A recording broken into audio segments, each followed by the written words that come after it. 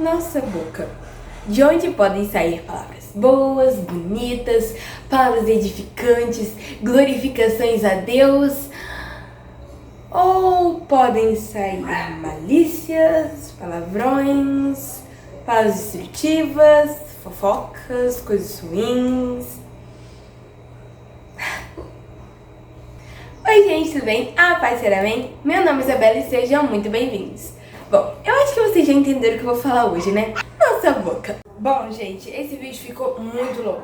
Muito longo mesmo. Então, eu tive que separar ele em algumas partes. E essa é a parte 1. Tanta coisa pra se falar, né? Uma simples parte do nosso corpo que parece que... tão simples, né? Tão inocente. Mas que pode causar estragos. Bom, primeiro eu gostaria de falar sobre palavrão. Algo que parece ser inocente, mas não é. Bom, eu pesquisei a origem do palavrão.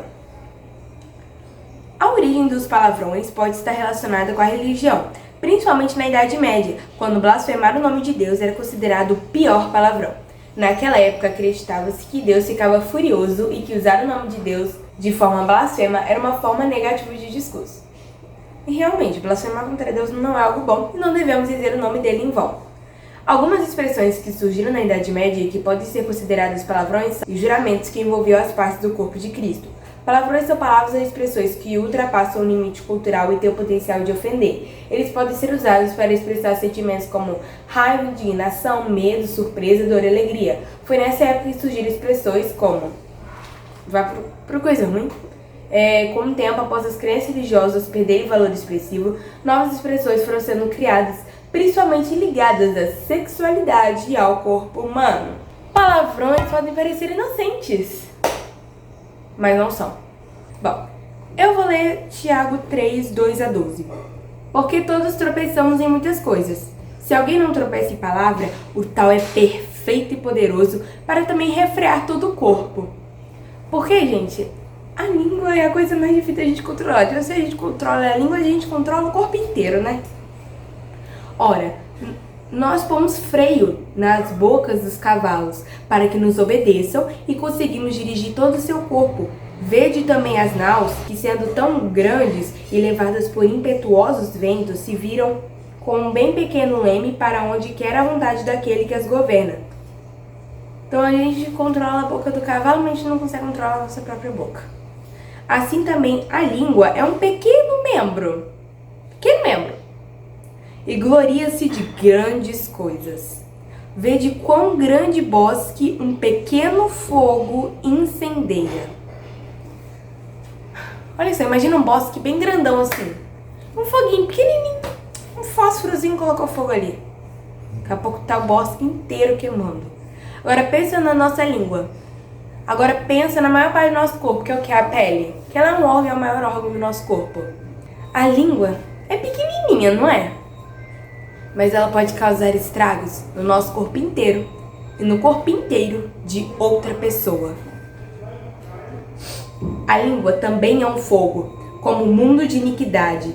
A língua está posta entre os nossos membros e contamina todo o corpo, inflama o curso da natureza e é inflamada pelo inferno. Porque toda a natureza, tanto de bestas feras como de aves, tanto de répteis como de animais do mar, se amansa e foi domada pela natureza humana. Mas nenhum homem pode domar a língua. É um mal que não se pode refrear. Está cheia de peçonha mortal. Com ela bendizemos a Deus e Pai. E com ela amaldiçoamos os homens, feitos à semelhança de Deus. De uma mesma boca procede bênção e maldição. Meus irmãos, não convém que isto se faça assim. Porventura deita alguma fonte de um mesmo manancial, água doce, água amargosa? Meus irmãos, pode também a figueira produzir azeitonas ou a videira figos? Assim, tão pouco pode uma fonte dar água salgada e doce. A fonte representa a nossa boca, e a água doce é salgado que nós falamos. Então, gente, com esse vídeo, podemos aprender, né, que a gente não pode falar palavrão se a gente quer ser verdadeiro cristão, porque isso não agrada ao nosso Senhor Jesus Cristo. a gente não deve falar palavras ruins, porque a nossa boca fala do que o nosso coração está cheio. Isso está escrito na Bíblia. Não me lembro agora o versículo. E também tem um versículo na Bíblia, que eu não me lembro também o versículo, se você quiser pesquisar, né? Que fala que nós somos sal da terra e luz do mundo. Então nós temos que ser diferentes. Como queremos transformar o mundo se formos como ele? Como queremos mudar o mundo se seguirmos ele? Então a gente foi chamado para ser diferente. A gente foi chamado para ser cristãos, ou seja, seguidores de Jesus. Então a gente não pode ficar com Jesus e falar malícias, fofocas, palavrões, falar mal dos outros ao mesmo tempo. A gente tem que escolher um ou outro. E se eu fosse você, eu escolheria Jesus, porque ele nos ama de verdade, vai nos levar para a vida eterna, para que a gente nunca mais sofra, porque ele nos ama muito. E além disso, com ele podemos ser felizes, porque o mundo pode até parecer que eu sou feliz no mundo, mas são prazeres falsos, que logo depois já vai acabar esse prazer. São prazeres momentâneos e a pessoa não é feliz de verdade. Então vamos escolher Jesus, que ele sempre vai estar conosco e vai nos ajudar sempre. Então a gente tem que tomar muito cuidado com a nossa língua e com a nossa boca, porque ela contamina e pode contaminar o corpo inteiro. Bom, gente, uma coisa que eu esqueci de falar nesse vídeo, mas que eu vou falar nas outras partes, é que você pode pensar: ai, Isabela, mas isso é impossível. Não é, e se você pesquisar, tem uns 300 bilhões de versículos na Bíblia falando para Deus nada é impossível. Lucas 1,37, porque para Deus nada é impossível. E se a gente tiver fé, tudo é possível. Tá escrito na Bíblia, vai dar uma pesquisada aí, pesquisa esse que tem. Abre a sua Bíblia, vai ler, porque não é para deixar só sua Bíblia aberta ali na cabeceira de enfeite, não. É pra gente ler a Bíblia. A Bíblia não tem que ficar aberta de enfeite, não. A gente tem que ler mesmo, porque não adianta nada deixar aberta, não. A gente tem que ler. A gente tem que ler para que possa vir bênção na nossa vida, para que a gente possa conhecer mais sobre Jesus Cristo. Então a gente tem que ler a Bíblia. Então leia a Bíblia que você vai ver que para Deus nada é impossível. E se a gente quer agradar a Deus, a gente tem que fazer renúncias, porque a vida de um cristão é feita de renúncias. E pode parecer difícil, pode parecer impossível, mas se a gente ama Jesus de verdade, a gente vai fazer sacrifícios e a gente vai renunciar a certas coisas. Isso é uma prova de que amamos a Deus. E Deus não poupou nem seu próprio filho. Ele sacrificou seu próprio filho por nós.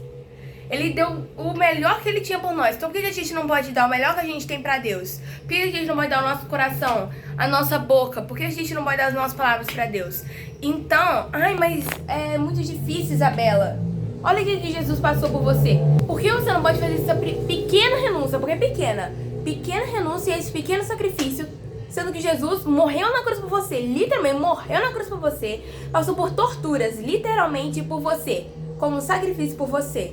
Pense nisso. Bom, gente, essa foi a parte 1. Fica ligado que semana que vem vai ter a parte 2. É isso, gente. Tchau!